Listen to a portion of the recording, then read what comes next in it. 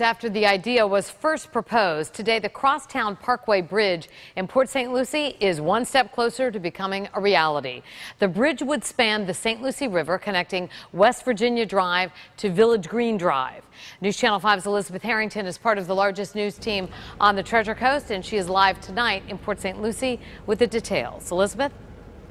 West Virginia Drive is a quiet neighborhood, but Port St. Lucie plans to build a 6-lane highway right here, connecting it to the east side of the river. And today, that project cleared a big hurdle.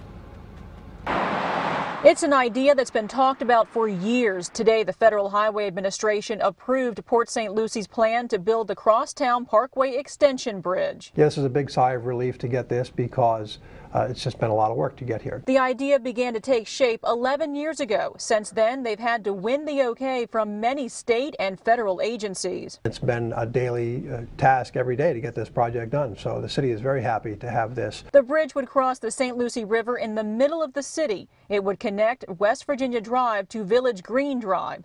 The project is popular because it would ease traffic congestion. You will be able to get across this city in 6 to 8 minutes.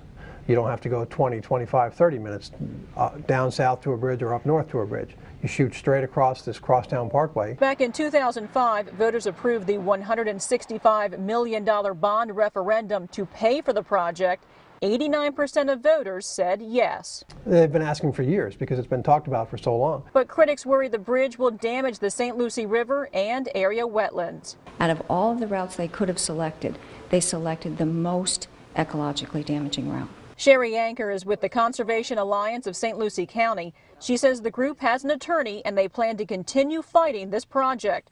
The city still needs permits for construction. It will look like this. And you will also have the noise and the light pollution and the water pollution.